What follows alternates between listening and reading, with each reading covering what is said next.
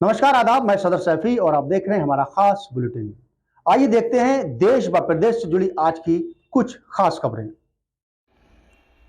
और बड़ी खबर ये आ रही कि जस्टिस वर्मा के खिलाफ महाभियोग की तैयारी टेढ़ी खीर है। प्रस्ताव को अंजाम तक पहुंचाना एक बड़ी जिम्मेदारी है। केंद्र सरकार भले ही आगामी मानसून सत्र में जस्टिस यशवंत वर्मा के खिलाफ महाभियोग प्रस्ताव का कदम बढ़ा दे, पर इसे अंजाम तक पहुंचाना किसी टेढ़ी खीर से कम नहीं होगा। अब तक पिछले 6 अनुभवों को देखा जाए तो महाभियोग प्रस्ताव कभी भी अपने अंजाम तक नहीं पहुंचा है। ये कहना गलत नहीं होगा कि जस्टिस जटिल प्रक्रिया के साथ इसे पूरा करने के लिए राजनीतिक इच्छा शक्ति भी चाहिए होगी। अंजाम तक पहुंचने के लिए 6 महाभियोग प्रस्ताव भी देखे गए हैं।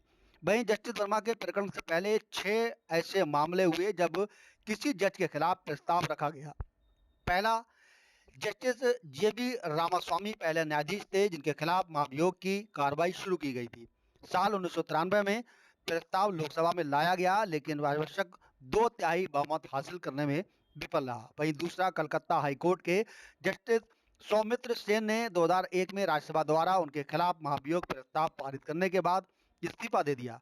वे पहले न्यायाधीश थे जिन पर कदाचार के लिए संसद में उच्च सदन द्वारा महाभियोग लगाया गया था। वहीं तीसरा, साल 2015 में राज्यसभा में 58 सदस्यों ने गुजरात हाईकोर्ट के जस्टिस जेबी पारदीवाला और उनके आरक्षण के मुद्दे पर आपत्तिजनक टिप्पणी के लिए प्रस्ताव को नोटिस दिया था। हालांकि न्यायाधीश की ओर से यह टिप्पणी हटा दिए जाने के बाद नोटिस ठंडे बस्ते में चला गया। वहीं चौथा, इसी साल राज्यसभा के 50 से अधिक सदस्यों ने जस्टिस एस के गंगेल को हटाने की मांग करते हुए प्रस्ताव पर हस्ताक्षर किए थे, जिन पर ग्वालियर के पूर्व जिला और सत्र न्यायाधीश द्वारा यौन उत्पीड़न का आरोप लगाया गया था। हालांकि न्यायाधीश द्वारा जांच अधिनियम 1968 के तहत जांच गठन समिति ने यौन उत्पीड़न के आरोप को स्थगित करने के लिए रिकॉर्ड पर मौजूद सामग्री को अपर्याप्त पाया। बाद में ये प्रस्ताव भी छोड़ दिया।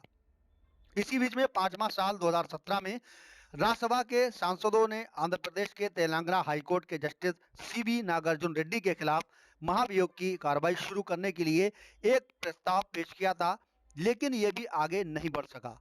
और छठा, 2018 में विपक्षी दलों ने सीजेआई जस्टिस दीपक मिश्रा के खिलाफ महाभियोग प्रस्ताव पेश करने के लिए एक मसौदा प्रस्ताव पर हस्ताक्षर किए, लेकिन यह भी प्रस्ताव रद्द होकर रह गया।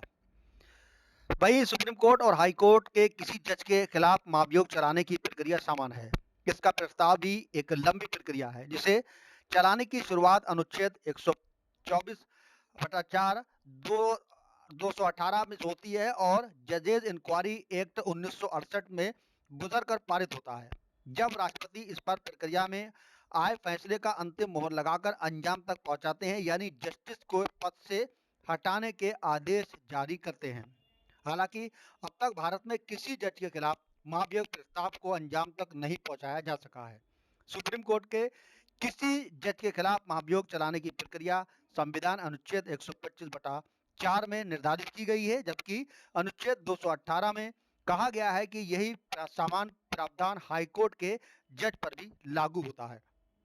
देश व प्रदेश से जुड़ी हर खास खबर के लिए हमारे चैनल को सब्सक्राइब, लाइक व शेयर भी करें।